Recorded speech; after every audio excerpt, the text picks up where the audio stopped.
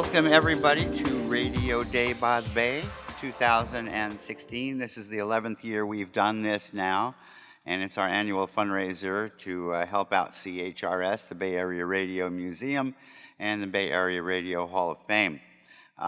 Just a couple of real brief comments. None of this could be done without a whole army of volunteers who have been working diligently and very hard to get ready for this day. Not only the people that have been repairing radios and cleaning radios. Excuse me, Zoe. Nothing from you, sweetheart. My husky is trying to talk over me. So the volunteers that have really been helping out in the museum, and none of the activities or CHRS in itself could really not exist without our great staff of volunteers.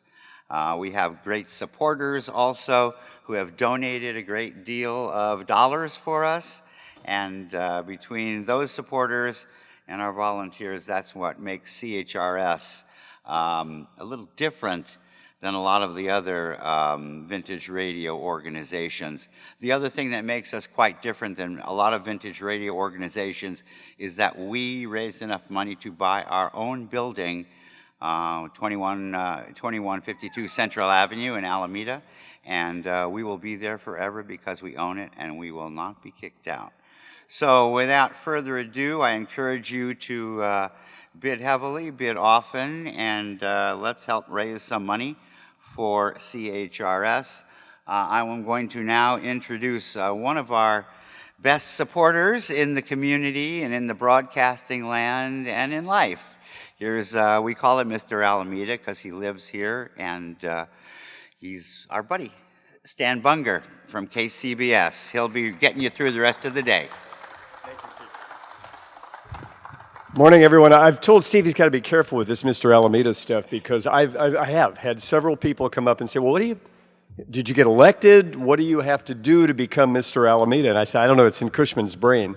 And but I'm really proud as an Alameda resident who wasn't born here but got here as fast as I could to be part of a community that is brought and embraced not only the California Historical Radio Society and Radio Central, but a number of other history-based organizations. And we really have quite a little nexus going here in Alameda with the USS Hornet, the Pacific Pinball Museum, the Alameda Museum, and it's an exciting time for those of us who've lived in Alameda. And I've only been here for 30 years, so I'm a newbie.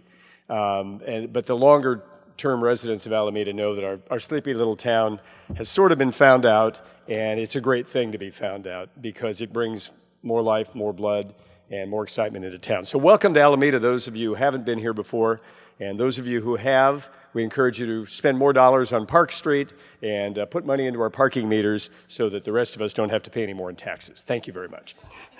It's a big day, of course, and I know many of you are here to bid on radio auction items, and that's great because that helps the work of the museum. But what Radio Day by the Bay is about and has been about for over 10 years now is a celebration of this magic medium of radio.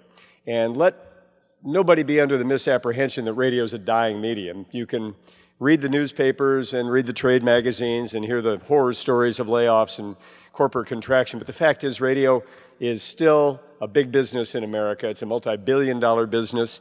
It is one that attracts more than 92% of all Americans age 12 and older every week are listening to the radio. So we're still alive, despite, as Mark Twain might have said, but never did, about the reports of his death being greatly exaggerated. We're not dead, and we're proud as a radio industry to be part of this incredible continuum that, in fact, began over 100 years ago here in the Bay Area with the experimental broadcast of Charles Harold in San Jose, broadcasts that became regular broadcasts, and Harold, as Professor Mike Adams here will tell you, essentially invented the broadcasting industry here in the Bay Area.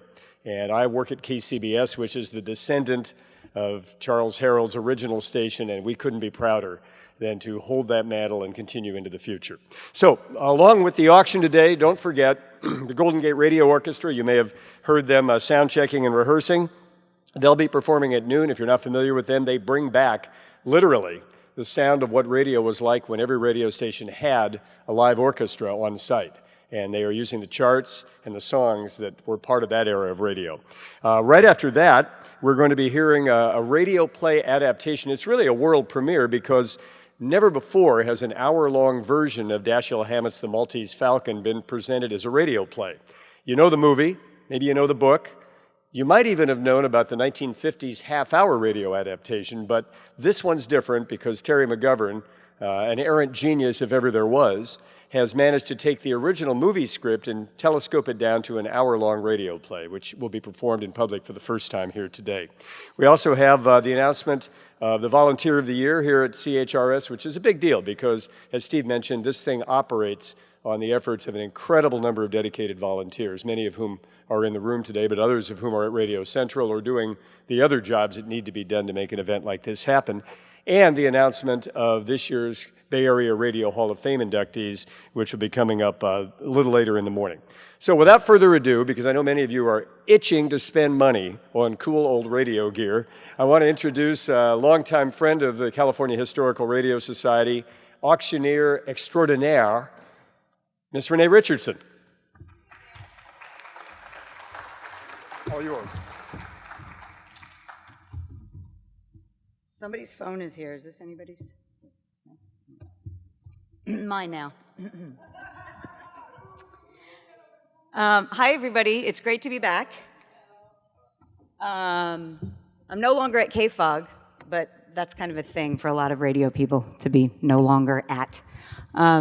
So I'm glad to still be invited back to get you guys going and raise some money. I sometimes move a little quickly because I know a lot of people want to get to the various items. And I'm hoping everybody got a chance to look at the radios they're interested in so that we can move things along. And we're going to start with our first item.